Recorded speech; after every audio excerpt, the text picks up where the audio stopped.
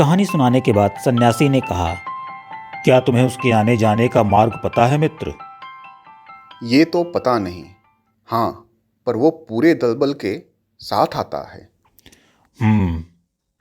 तुम्हारे पास फावड़ा है? हाँ हाँ, वो तो मेरे पास है। दोनों दूसरे दिन चूहों का अनुसरण करते हुए चूहों के बिल तक पहुंचने का निश्चय करते हैं।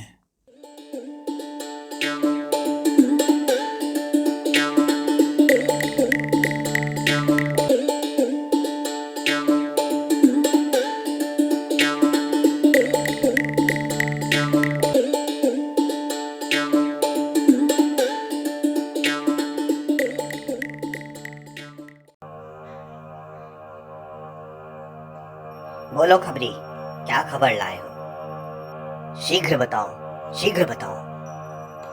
खबर अच्छी नहीं है महाराज। वो ब्राह्मण और सन्यासी वो हमारे ही पीछे पड़े हैं।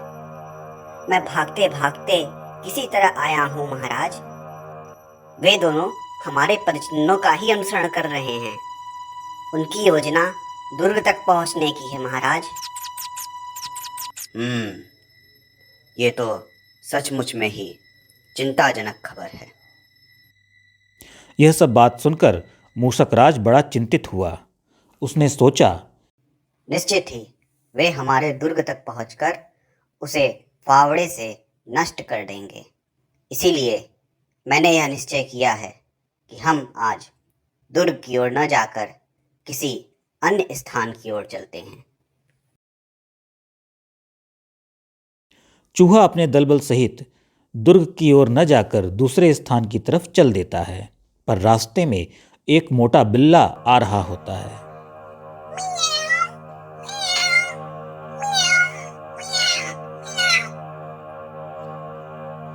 चूहों को देखकर वह उन पर टूट पड़ता है। बचाओ, बचाओ, अरे बचाओ बचाओ, ये बिल्ला कहाँ से आ गया? अरे बाप रे बाप, ये क्या करें महाराज? बहुत से चूहे मारे जाते हैं, बहुत से घायल भी हो जाते हैं। एक भी चूहा ऐसा नहीं था जो बिल्ले के आतंक से लहूलुहान न हुआ हो। आज तो मूषकराज ने हमें मरवा ही दिया।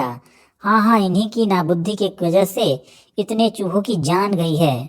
अन्यथा अगर हम सही रास्ते से जाते तो हमारा ये हाल न होता। हमारे अन्य भाई आज जीवित होते। चलो भाई, अपने दुर्ग की ओर चलते हैं। मूषकराज का जो मन हो सो वो करें। ये आपकी देन है मूषकराज। अगर आप यहाँ न आकर सीधा दुर्ग चलते तो हमारी ये दशा ना होती। आपकी वजह से ही हमारी ये गति हुई है। चलो साथियों, अब हम लोग दुर्ग की ओर चलते हैं। हाँ, चलो चलो चलो। इसी बीच ब्राह्मण और सन्यासी भी फावड़ा समेत दुर्ग तक पहुंच गए।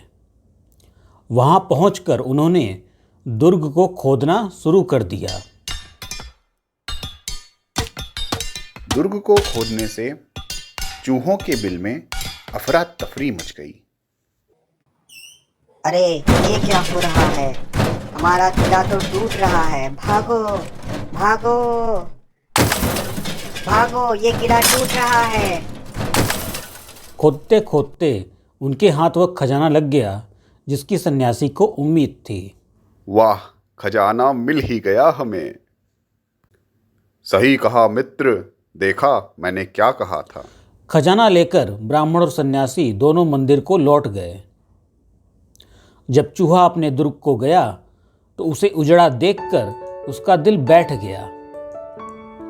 उसकी यह अवस्था उससे देखी नहीं गई। बहुत सोचने के बाद चूहा फिर निराशा में डूबा हुआ उसी मंदिर की ओर चल दिया जहां ब्राह्मण रहता था। चूहे के पैरों की आहट सुनकर ब्राह्मण ने फिर खूंटी पर टंगे भिक्षा पात्र को बांस से पीटना शुरू कर दिया। यह सब देखकर सन्यासी ने उससे पूछा, मित्र, तू अब भी निश्चिंत होकर नहीं सोता है? क्या बात है? ब्राह्मण बोला, मित्र, वह चूहा फिर यहाँ आ गया है। मुझे डर है कि वह मेरी भिक्षा को कहीं फिर ना खा जाए। सन्यासी बोला। मित्र, अब डरने की कोई बात नहीं।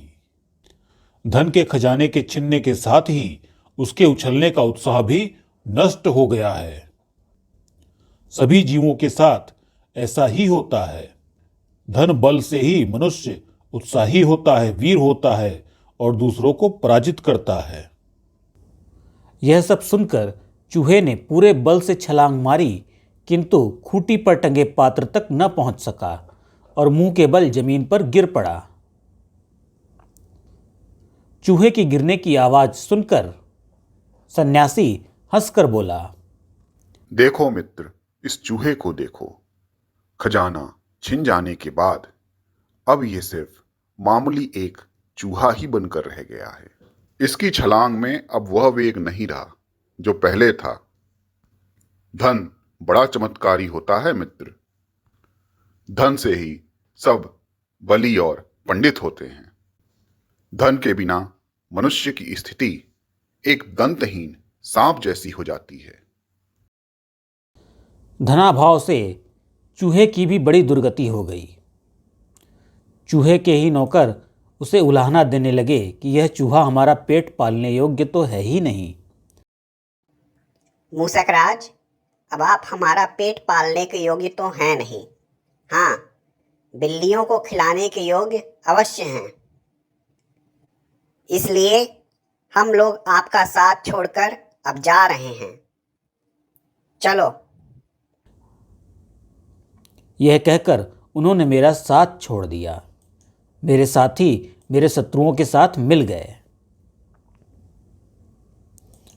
चूहे ने भी एक दिन सोचा कि मैं फिर मंदिर में जाकर खजाना पाने का यत्न करूंगा। यह सोचकर चूहा फिर मंदिर में गया। चूहे ने देखा कि ब्राह्मण खजाने को एक पेटी में रखकर सिर के नीचे रखकर सो जाता है। चूहा पेटी में छिद्र करके जब धन चुराने लगा तो ब्राह्मण जाग गया और लाठी लेकर चूहे के पीछे दौड़ गया। रुक रुक, आज तू नहीं बचेगा। ब्राह्मण ने एक लाठी चूहे के सिर पर मारी। चूंकि आयु शेष थी, इसीलिए चूहे की मृत्यु नहीं हुई, किंतु वह घायल बहुत हो गया। सच तो यह है कि जो धन भाग्य में लिखा होता है वह तो मिल ही जाता है। इसीलिए मित्र, मुझे वैराग्य हो गया है और मैं मित्र कौवे के पीठ पर चढ़कर यहाँ आया हूँ। ये तो बड़े दुख की बात है मित्र। अरे मित्र, काहे कोई तनी टेंशन लेता है। लोचे तो लाइफ में होते ही रहते हैं। धन और जवानी तो क्षणिक है। पहले कमाने में दुख उठाओ और फिर उसके संरक्षण में दुख उठाओ। अतिरिक्त धन तो बस भाग्य का ही खेल है। वो तुम्हें मैं कैसे समझाऊं। चलो, मैं तुम्हें मणि की कथा सुनाता हूं। एक नगर में मणि नाम का एक जुलाहा रहता था। वह काफी रंगीन एवं सुंदर वस्त्र बनाने के बावजूद भी गरीब था। उसे भोजन और वस्त्र मात्र से अधिक धन नहीं मिल पाता था। वहीं अन्य जुलाहे जो मोटा सादा वस्त्र बनाते थे, मोटा सादा वस्त्र बनाकर भी खूब पैसा कमाते थे।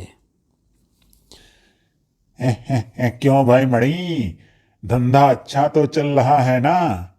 कहीं आज भी तो मणि भाई की जेब खाली नहीं रह गई। हा हा हा हा हा हा हा। उन्हें देखकर मणि ने अपनी पत्नी से कहा, प्रिय, देखो, मामूली कपड़ा बुनने वाले भी ये जुलाहे कितने धनवान हैं। इन्होंने बहुत धन संचित कर लिया है और एक मैं हूँ जो सुंदर उत्कृष्ट वस्त्र बनाने के बाद भी आज तक निर्धन ही है। लगता है ये स्थान मेरे लिए भाग्यशाली नहीं है, इसीलिए विदेश जाकर धन कमाऊंगा। इस पर पत्नी बोली, विदेश में पैसे कमाने की कल्पना मिथ्या स्वप्न से अधिक कुछ भी नहीं है स्वामी। भूल जाओ तुम। धन की प्राप्ति होनी होगी तो स्वदेश में ही हो जाएगी। अगर भाग्य में न हो तो हाथ में आया धन भी नष्ट हो जाता है। अतः आप यहीं रहकर व्यवसाय करते रहो। भाग्य में होगा तो यहीं रहकर धन की वर्षा हो जाएगी। मणि बोला, भाग्य अभाग की बात तो कायर लोग करते हैं। लक्ष्मी पुरुषार्थी और उद्यमी व्यक्ति को प्राप्त होती हैं। शेर को भी खाने के लिए मेहनत करनी पड़ती है। मैं भी उद्यम करूंगा और विदेश जाकर धन संचय करूंगा। यह कहकर मणि नगर की ओर चला जाता है। वहां 3 वर्षों तक वह अपने कौशल से खूब पैसे कमाता है। अरे भैया, थोड़ा छूट भी तो दे दिया करो। हाँ, ठीक है, अगली बार दे दूंगा। वाह, आज तो काफी कमाई हो गई। फिर वह अपने घर की ओर निकल चलता है। रास्ता लंबा था। आधे रास्ते में ही दिन ढल जाता है और रात हो जाती है। आसपास तो कोई घर भी नहीं दिखाई देता। चलते चलते भी काफी थक गया हूं मैं। यहीं पेड़ पर आराम कर लेता हूं थोड़ा। यह सोचकर वह एक मोटे वृक्ष की शाखा पर चढ़कर सो जाता है। सोते सोते वह स्वप्न देखता है कि 2 भयंकर आकृति के पुरुष आपस में बात कर रहे हैं। एक ने कहा, हे पुरुषार्थ, तुझे क्या ये मालूम नहीं कि मणि के पास भोजन वस्त्र आदि से ज्यादा धन नहीं रह सकता? फिर तूने इसे इतने पैसे क्यों दिए? दूसरा बोला, हे भाग्य, मैं तो प्रत्येक पुरुषार्थी को एक बार उसका फल अवश्य ही दूंगा। हाँ, उसे उसके पास रहने देना है या नहीं, यह तेरे अधीन है। स्वप्न के बाद जुलाहे की नींद खुल जाती है। आहा, अरे अरे अरे, ये क्या, मेरे पैसे कहाँ गायब हो गए? हाय राम, मेरी मेहनत की कमाई कौन ले गया? हे भगवान, ये क्या, ये स्वप्न की बात क्या सच हो गई? हे प्रभु, कुछ रास्ता दिखाओ प्रभु। इतने कष्टों से संचित किए धन के इस तरह लुप्त हो जाने से जुलाहे को बड़ा दुख हुआ और वह सोचने लगा, अपनी पत्नी को क्या ही मुंह दिखाऊंगा, मित्रगण क्या कहेंगे। यह सोचकर वह उदास मन से फिर शहर की ओर लौट गया। वहां उसने फिर से दिन रात परिश्रम करके वर्ष भर में अच्छे पैसे इकट्ठा कर लिए। उन्हें लेकर वह फिर घर की ओर तेजी से चल पड़ा। दिन ढलने पर भी उसने निश्चय किया कि वह आज कहीं भी नहीं ठहरेगा, किंतु चलते चलते फिर पौरुष और भाग्य को पहले की तरह बातचीत करते सुना। भाग्य ने फिर वही बात कही, हे पौरुष, क्या तुझे मालूम नहीं कि मणि के पास भोजन वस्त्र से अधिक धन नहीं रह सकता है? तो फिर तुमने उसे और अधिक पैसे क्यों दिए? पौरुष बोला, हे भाग्य, मैं तो प्रत्येक व्यवसायी को एक बार उसका फल अवश्य दूंगा। इसके आगे तेरी मर्जी है, उसके पास धन रहे या न रहे। इस बातचीत के बाद मणि ने अपने पैसे की गठरी देखी तो वह खाली थी। नहीं नहीं नहीं, फिर नहीं, इस बार फिर नहीं, नहीं प्रभु, इस बार नहीं, नहीं। मणि ने सोचा, इस धनहीन और गरीब जीवन से तो अच्छा मृत्यु ही सही है। मैं अभी यहीं प्राण त्याग देता हूं। जैसे ही मणि अपने प्राण देने के लिए तत्पर हुआ, तभी आकाशवाणी हुई, हे मणि, रुक जा, ऐसा दुस्साहस मत कर। मैंने ही तेरा धन चुराया है।